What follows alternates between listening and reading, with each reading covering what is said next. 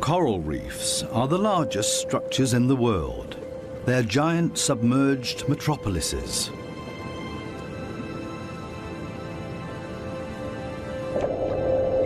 Millions of different inhabitants live in these cities, a universe with coral palaces and soaring towers.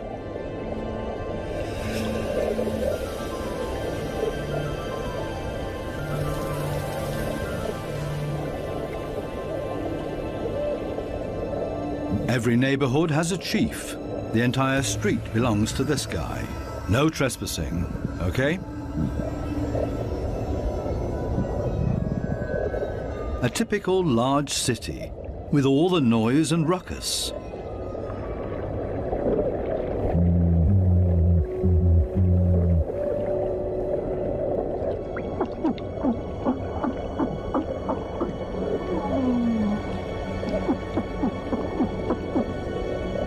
Even this little porcupine fish bleats around. It creates this sound with its swim bladder. Two small harlequin shrimps are nibbling on this blue sea star.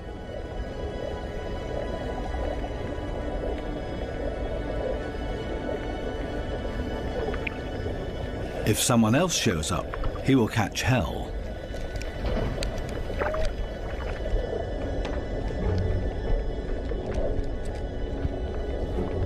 Another harlequin shrimp busy pulling a bite out of a sea star.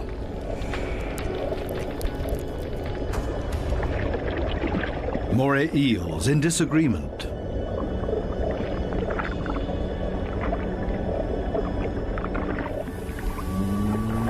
A scorpion fish shuffles across the ocean floor.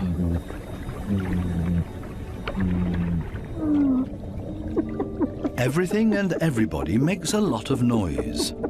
A boxer crab threatens everybody that comes by, holding two poisonous anemones in its claws. At least the anemone reef looks peaceful. Or does it? The clownfishes are having a huge squabble. Who does this anemone belong to? We can hardly see this fish, but he's easy to hear, a crocodile fish. Does this giant puffer fish hear something?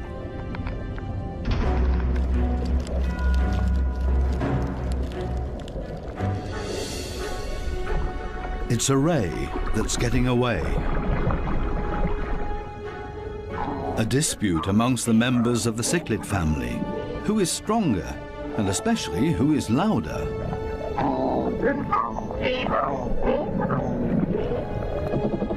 Two Walkman fish are noisily trying to woo a female.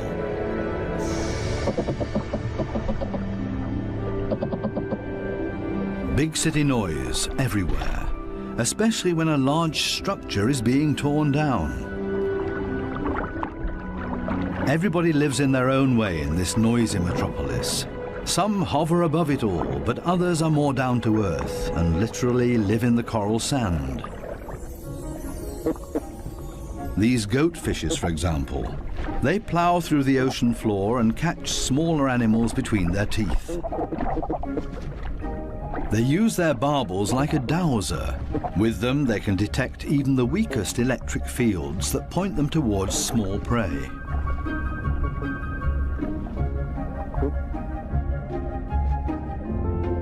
These gobies also dredge through the sand and feed on what they find in there. There's another way of finding prey in the sand. This blue-spotted stingray uses its wings like shovels, and there's always a chance of stealing something. While one works, others just stand by and feed on what's left over, maybe a piece of crab or a mussel. You have to be very familiar with this area to find the best morsels.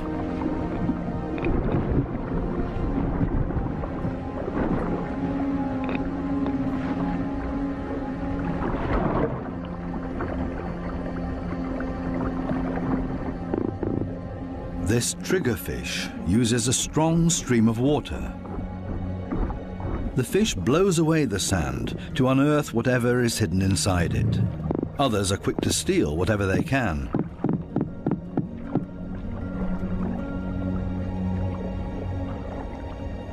The triggerfish is a commanding fish, and most reef inhabitants are easily intimidated by him, except for these strange visitors that don't seem to show fear. In any case, it's best to cover them up with sand.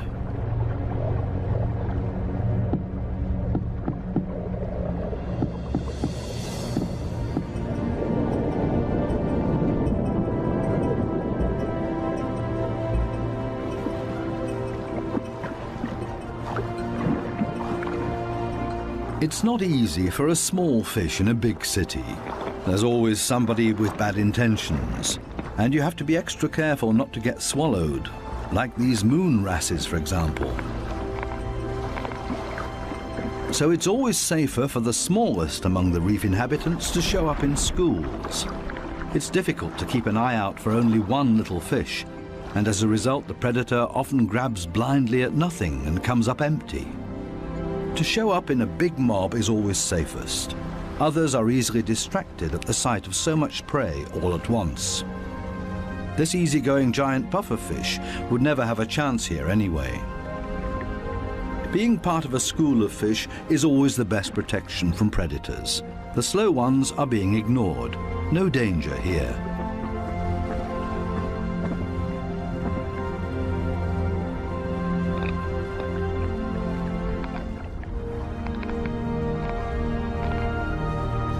The school distributes the danger.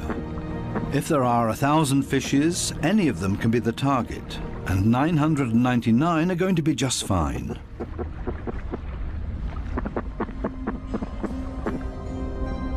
But what about loners, or those that live as a couple?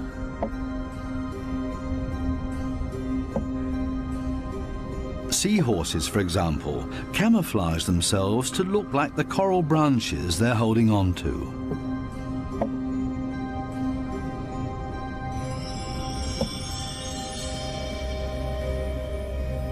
Even more difficult to see, where is the animal here?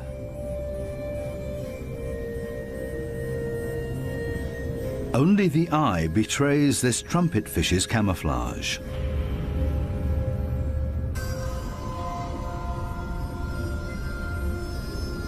They do everything to not look like themselves, ornate ghost pipefishes. They're inseparable, a couple. The female is already carrying eggs in her extended belly. Before long, the male will fertilize her eggs. They are still regular fishes, despite their unique costume. This one looks like torn-off seagrass. The spiny wasp fish rocks back and forth in the current.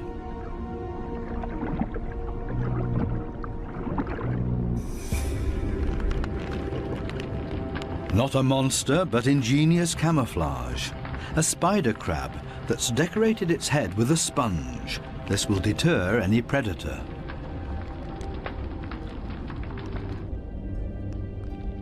Another great camouflage, a barrel decorated with rocks. Only the movement of the gills betrays this stonefish.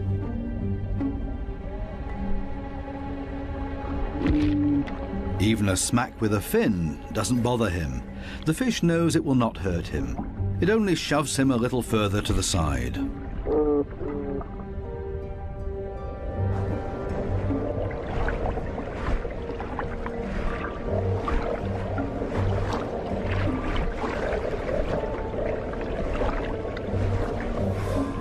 Similarly tough are its cousins, the scorpion fishes. They lie there as if dead, especially when others around them freak out. And even when moray eels fight with lionfishes for food.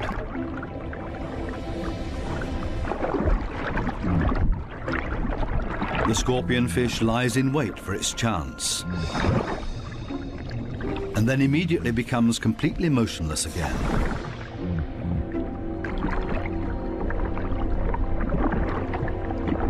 The only difference is that it raises its dorsal fins with the poisonous barbs inside, is completely still but now also armed. This large anglerfish virtually blends into the background tangle of algae and leaves. Right now, the anglerfish is on high alert. It ejects a large cloud in order to throw off predators.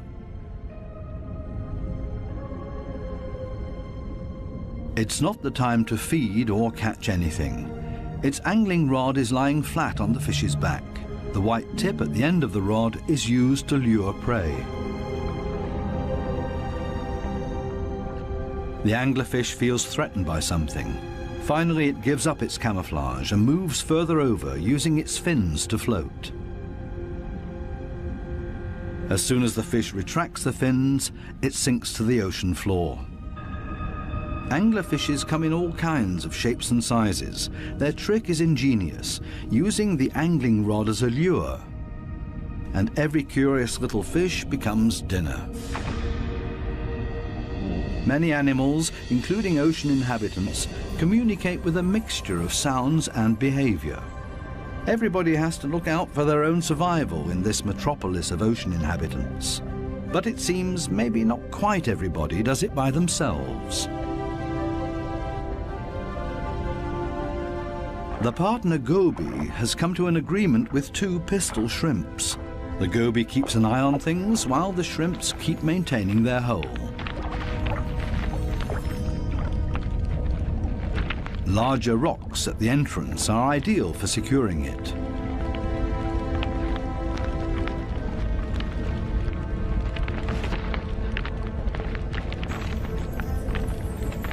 They're an experienced team. The shrimps keep in constant contact with the goby and even massage the fish's belly. The goby will get nervous without these gestures from the shrimps. The pistol shrimps need a cool and collected bouncer at their entrance.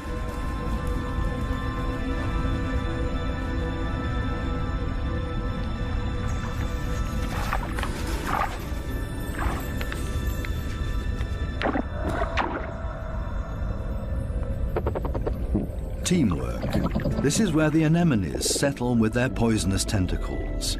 Whoever gets caught by those will pay for it dearly or lose their life.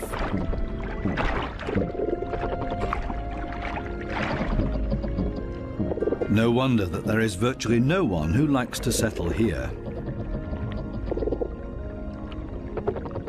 The little clownfishes are the only ones that know how to deal with these tentacles.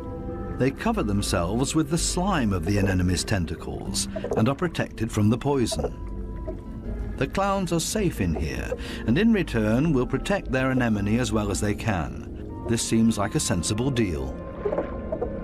But on occasion, the anemone will pull the tentacles inside its column-shaped body, which means the clownfish's home is gone. When this happens, they panic and look for another anemone that they can hide in for the time being.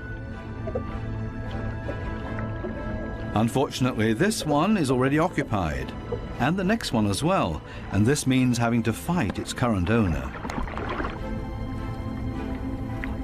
There's much to lose for the clowns. Without the anemone, they can't procreate. The clownfishes attach their eggs to the bottom of the column-shaped foot of their anemone, hidden behind the poisonous tentacles.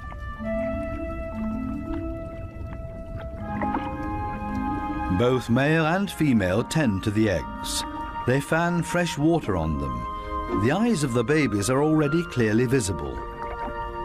The clowns are very protective of their eggs.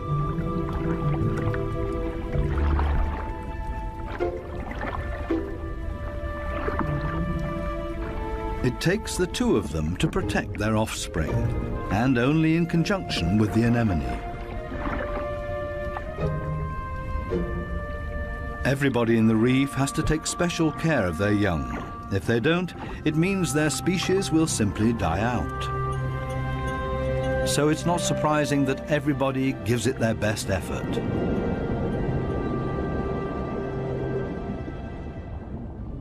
This triggerfish has hidden its offspring in a small hollow in the sandy ocean floor, and this means having to constantly protect this open egg site.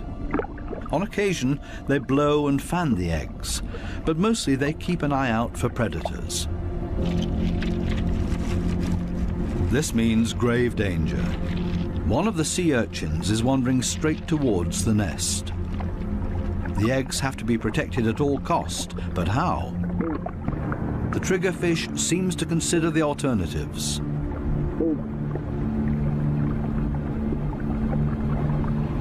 But then it blows and then rams the sea urchin.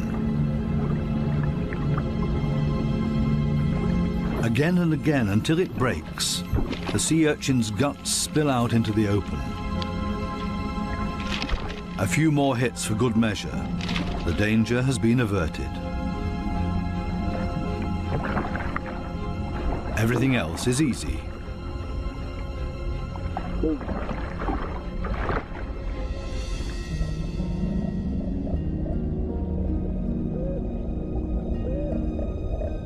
Two little damselfishes cling to a coral branch, a pretty and obviously inseparable pair. They appear to have something important to do. And there it is. The female has been laying eggs and glued them to a coral branch. Over and over again, both of them sweep past the eggs to keep them clean. Two very busy parents in the middle of town.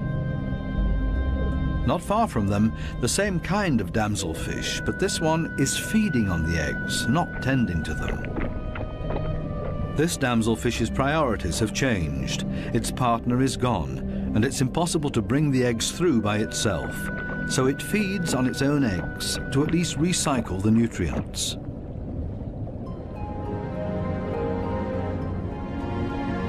There are many different strategies to give one's offspring a good start. Some are surprisingly easy.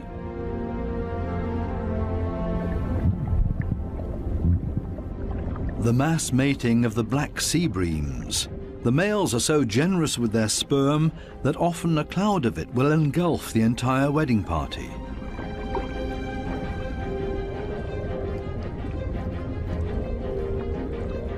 Countless couples and constantly in motion. A predator would have a hard time to find its bearings in this schooling behavior.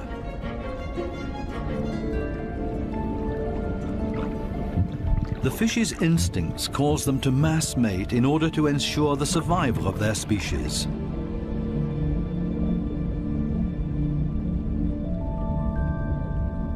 Cardinal fishes have their own clever means of child protection.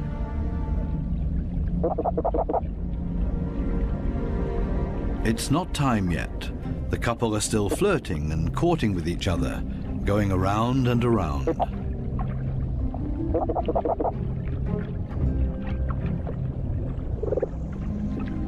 We'll leave them to it and take a detour to a couple not quite as gentle with each other.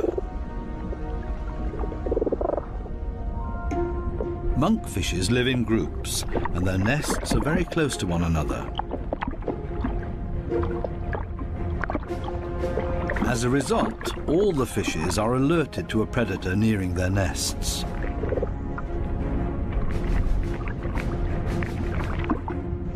Hermit crabs love to feast on the eggs of the monkfishes, so the protective parents are all getting nervous.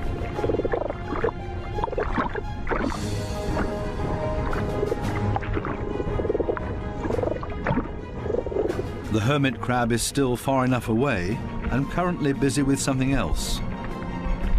The hermit crab's best defense is its house that it carries around for protection. The patience of the monkfishes is wearing thin.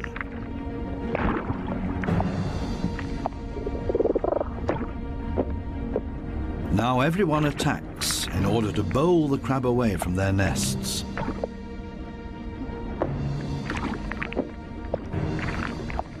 They're clearly telling this hermit crab to take a hike, but they should have stayed with their offspring because there's new danger approaching. A gaggle of rainbow wrasses takes advantage of this unique opportunity and ravages the monkfish nests. The predators are quick, brutal, and in the majority. Most of the monkfish eggs will be devoured. An attack of this kind would never happen to the cardinal fishes because they are mouth brooders and don't have to watch over a nest that's out in the open. The males carry the eggs in their mouths, up to 20,000 of them.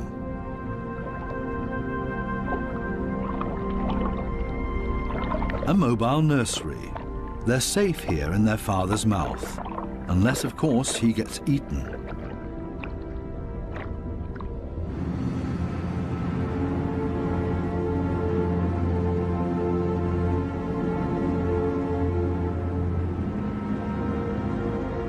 During the night, when it's dark, the danger is greatest.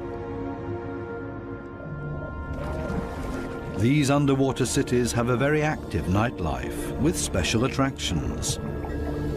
Basket starfishes come out and sit in the current. It's a night-active type of brittle star. With their arms full of tiny little hooks, they filter plankton out of the water to feed.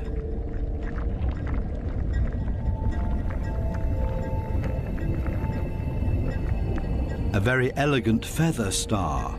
It's on the move to find a better spot to filter plankton.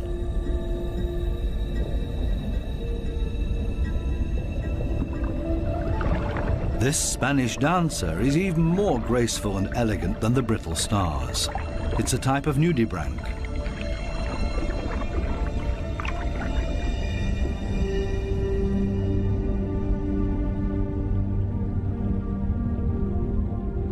The giant pufferfish is relaxed and spends the night dozing off on the sandy bottom. Others prefer the safety of their quiet bedroom, a surgeonfish. Everybody settles in for the night as comfortably as possible. The parrotfish tucks itself away in its mucus cocoon for protection against predators. Everybody's sleeping arrangements are different. The poor triggerfish has to stand guard by its nest all night long. There's no time to rest.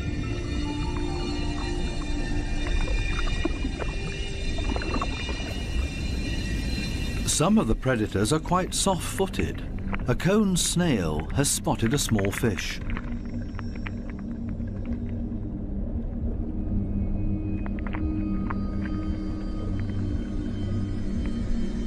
The snail is fast, and the prey disappears in the blink of an eye.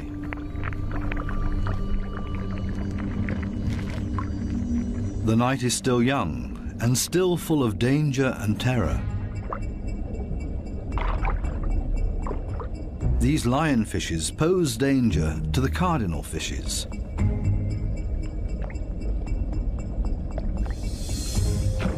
Lionfishes suck in their prey.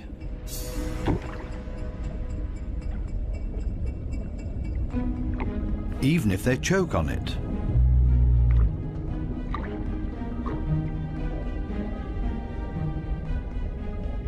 They're hanging around waiting for their chance.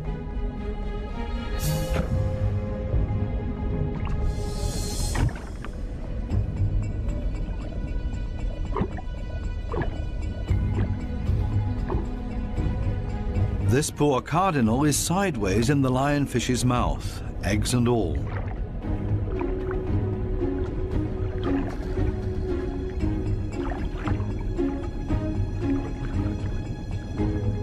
Lionfishes aren't the most elegant predators, with all their attachments and frayed fins. But this is all part of their camouflage. They're harder to see and blend into the background. Outside the reef, the lionfishes hunt as a school. They drive their prey towards one another with their fanned-out fins.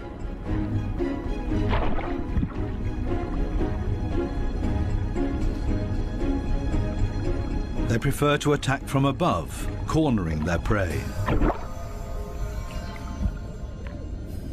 This is not a different location, just different light. These special blue lights totally change the appearance of the reef.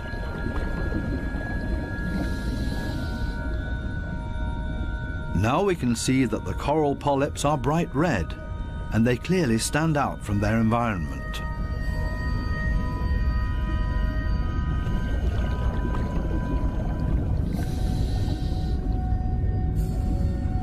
A new and fascinating perspective on the communication of many ocean inhabitants. And suddenly an eruption of sorts.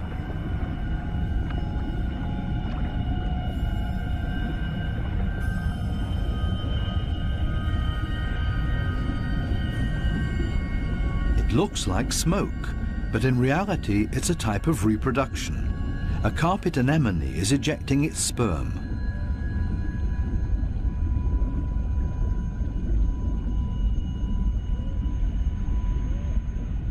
In the blue light, it looks like a dramatic eruption.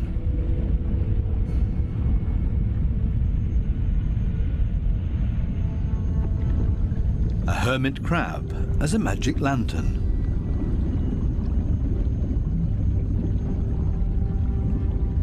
The blue light brings out these colors.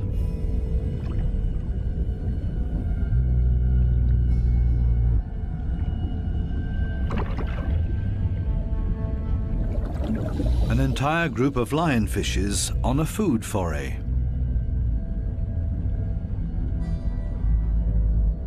The animals don't seem to know any fear. It seems that they're well aware of the poison they carry in their back spines. They even use the light of our dive torches to their advantage.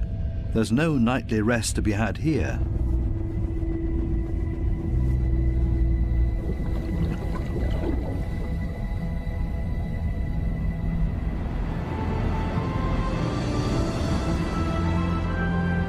With the first daylight, new life comes into the reef city.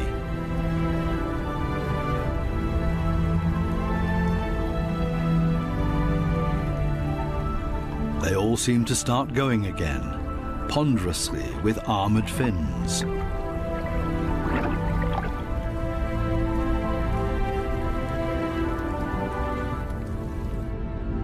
As pedestrians, and as light and quiet as possible.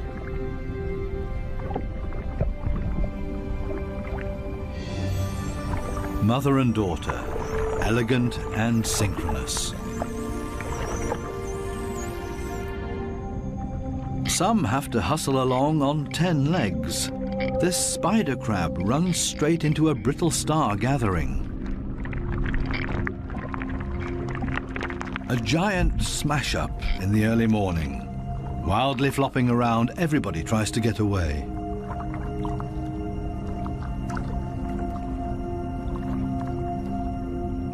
As in every city, there are also shopping opportunities here.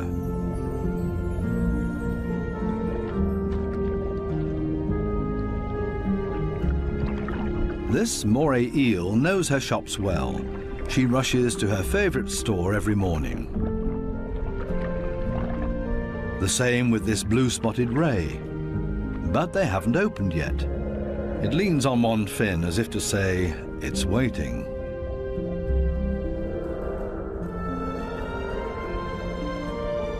Similar problems in a branch further up. These sweet lips are also waiting to be tended to. Here they come, a little late this morning. The small cleaner wrasses are starting to open their shop and are hungry. They're ready to rid their customers of parasites. This ray is also being served. It likes to have its gills cleaned. This is a barter business. One side gets cleaned, the other fed. A very fair deal. Clownfishes seem to be excluded from this business because they can't leave their anemone. In their case, the cleaner fishes make house calls.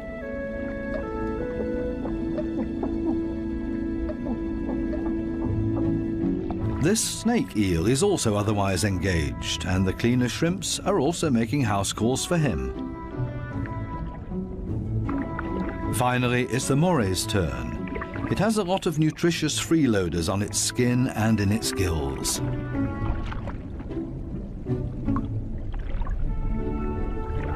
All of a sudden, the cleaners leave. Why?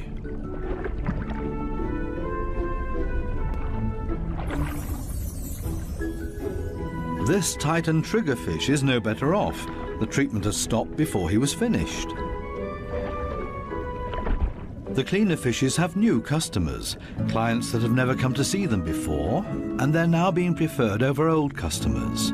The point is that these new clients will like the service here so much that they will come back again. The regular customers have to be patient and wait until the new clients are finished. Cleaner fishes operate solely according to economic rules. This guy has also come for the first time and quite enjoys their service.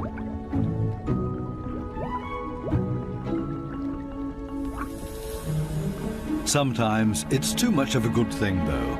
This small black-spotted puffer just wants to look around and is not asking for a cleaning at this time.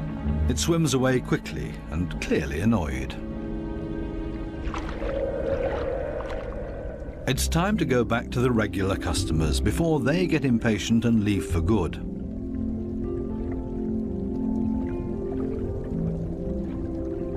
Digging deep where the gills are dirtiest.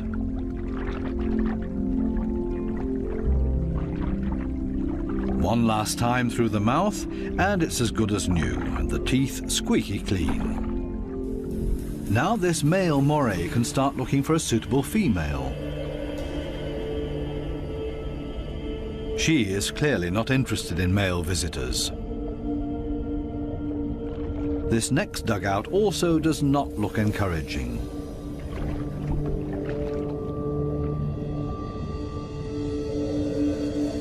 These two have already found each other. A strange pair with a triggerfish as roommate. They seem to get along just fine. It's difficult to cut in as a stranger.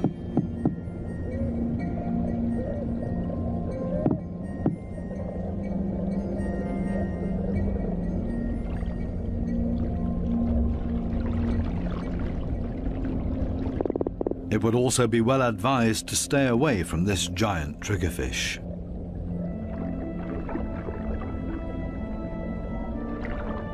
This, on the other hand, might be a different situation. It's important to be patient.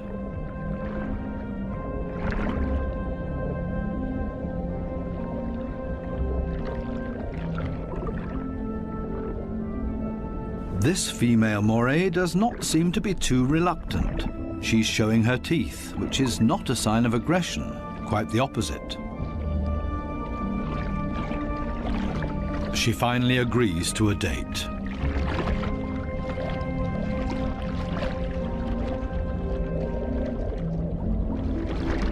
The two of them are getting to know each other. Moray eels are very gentle with their mates.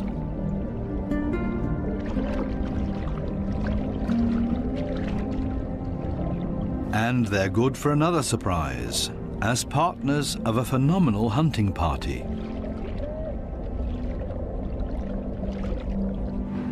These types of hunting parties have to find each other first in this big city.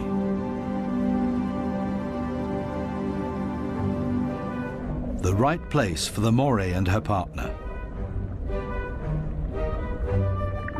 The morays cooperate with the groupers.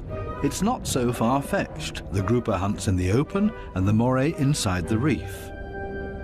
The moray is able to get in between cracks and crevices that the grouper can't get to. Together, they're a strong team. A grouper that's trying to convince this moray to hunt with him. The grouper signals this to the moray by rocking back and forth and shaking for all it's worth.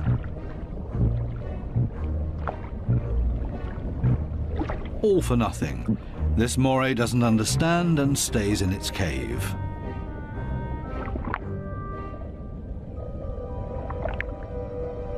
Next try. Maybe the moray will react this time and swim with him. Again, no luck.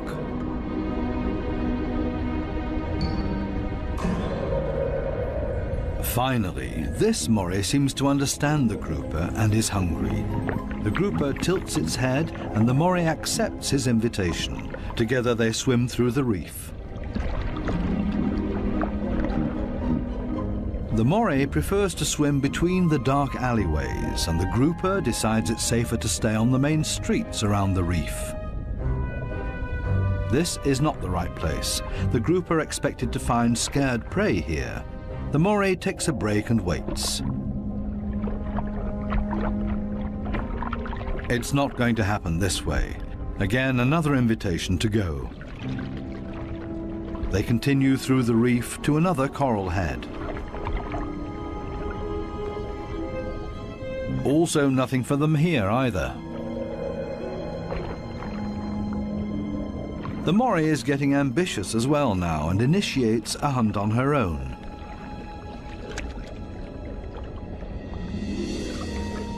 She might be better at finding hunting spots. They're successful in this next coral head, and then everything happens very quickly. The fishes are panicked, and both hunters are able to profit from that.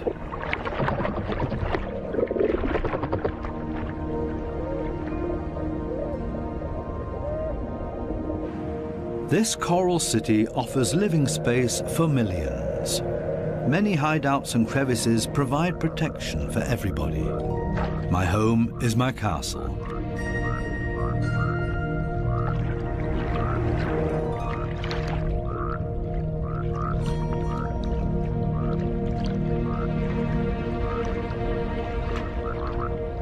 While some escape between sharp corals, others curl up in a ball.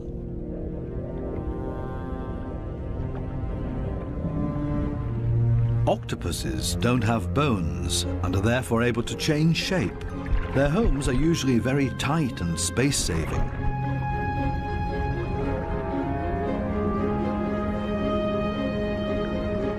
They like to live a bit further apart from their neighbors because they're not necessarily always friends with one another.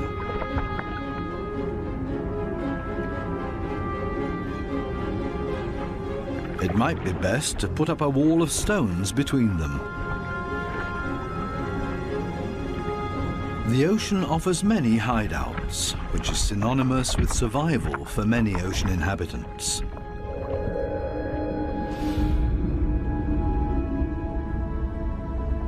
There can also be hideouts that nature never intended to be there. Such as this giant wreck, 240 feet deep.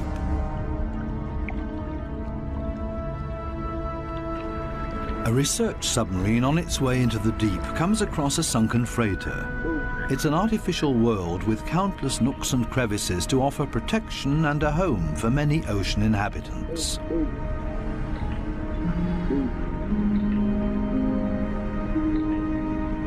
The wreck has long been overgrown with all kinds of sea life. The side of the hull has become a living wall made of corals and sponges.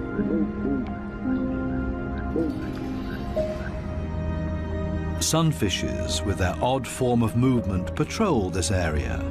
They're looking for jellyfish.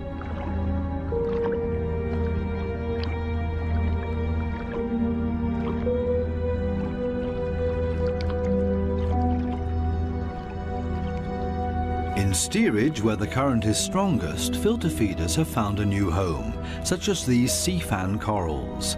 They feed on the tiny plankton particles, a unit that has grown together made of technical, man-made and organic structures. Even the steel anchor has grown a second skin, made of living beings. It offers these delicate creatures a solid structure to grow on. They have all made a comfortable home in this sunken world. Not even the lights of the stub disturb any of the wreck inhabitants. New life has been created out of the tragedy of this sunken ship, the ingenious, life-renewing cycle of nature.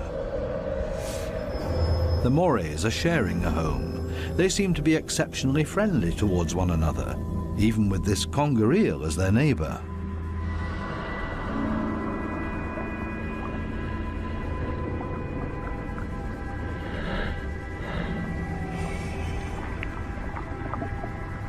Even the octopus remains unharmed by the mores.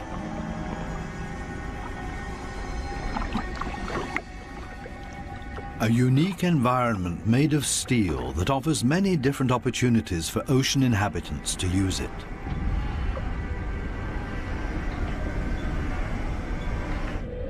Even this fishing net offers a conger eel a place to hide. The original destination of the sub is located a bit deeper, a picturesque underwater city full of ancient amphora architecture. An antique merchant vessel sank here. Only the clay containers, once filled with Greek wine, are still visible. Now they offer homes and protection to many ocean inhabitants. Similar to the reef, hiding places are essential for staying alive down here. The amphorae have a very special shape. They taper towards the bottom, so they could be stored sitting upright in a layer of sand in the hull of the ship. The amphorae and their precious contents were safe during transport. Spiny lobsters welcome these types of caves. Conger eels also feel safe in this mess of amphorae and shards of clay, as if it was made for them and their slender, long bodies.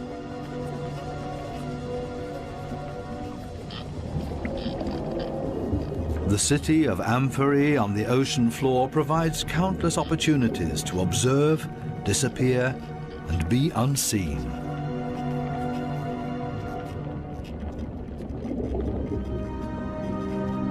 Maybe that's why this city seems to be very calm and orderly, even when the conger eel swims above everybody's abode. Nobody panics because they only have to withdraw slowly into their homes and are safe. The same goes for this forkbeard.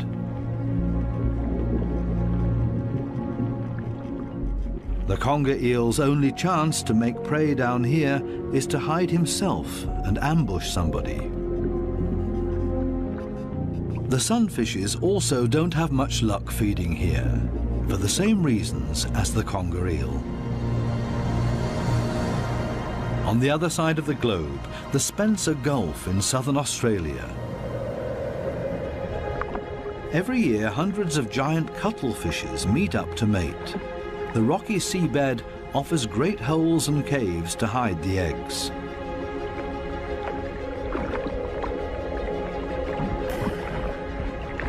The females are smaller than the males and seem to be a bit shy, keeping their arms tucked tightly together.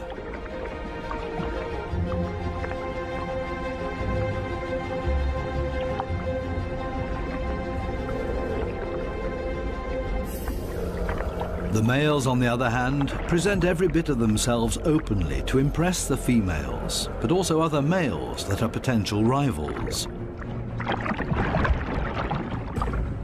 When the going gets tough, it's always a good idea to hide behind the safety of a cloud of ink.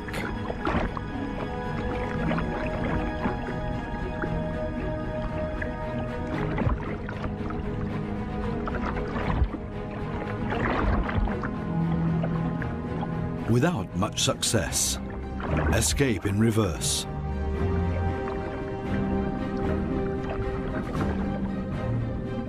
Only the strongest of them have a chance with the females. He's a winner and courts his female by changing his color to interesting stripes. She has agreed to mate with him, and they hug tightly. He deposits his sperm package into her mantle opening. Immediately afterwards, she withdraws into one of the caves on the ocean floor in order to avoid courtship from other males. A clear signal. The male is protecting his female from other rivals.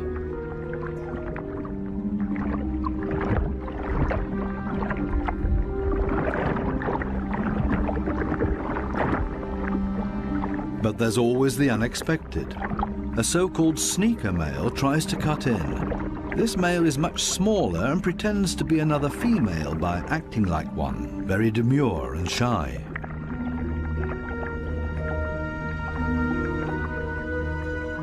All seems to be fine in the den. He's busy chasing away other rivals from this new supposed female. Especially now that there are two females under his protection. It can't hurt.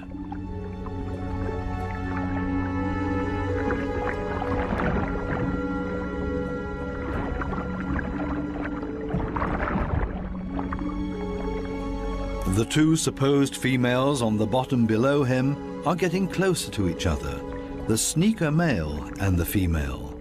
They mate in secret, under the protection of the strong male.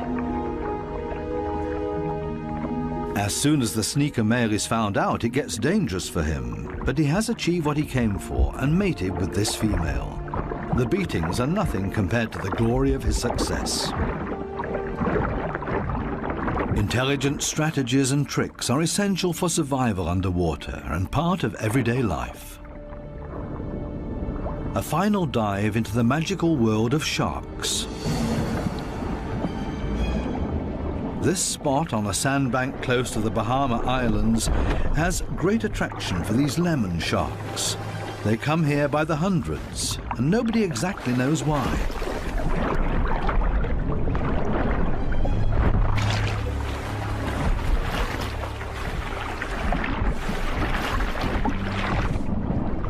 This sandy plateau in the middle of the open ocean is easy for scientists to get to.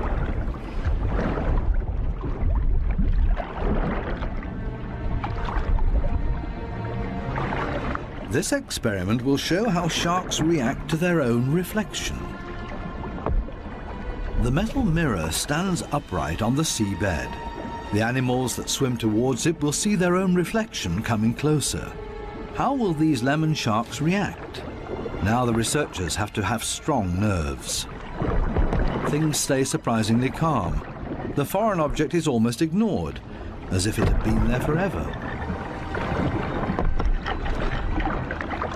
The sharks either swim past it or underneath it.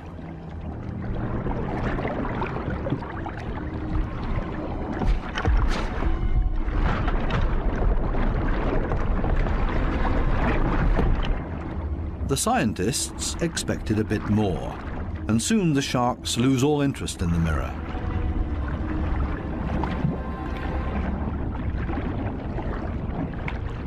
Some sharks even calmly drop to the seabed to rest.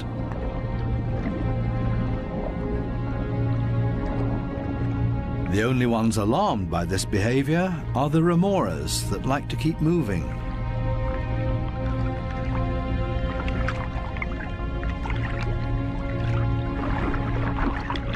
They let go of their shark and see if they can't hitch a ride with a more active individual.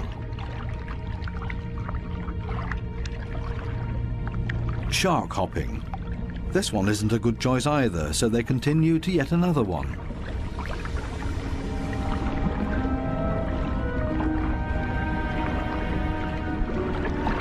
All of a sudden, something happens to the mirror, and the peaceful afternoon on the sandbank changes quickly into the complete opposite.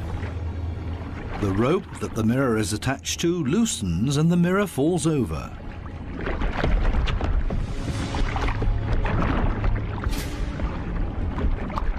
Suddenly, and seemingly out of nowhere, several sharks rush to the mirror and show great interest in it.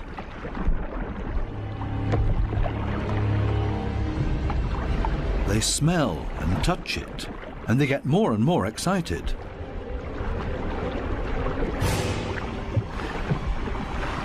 What happened all of a sudden?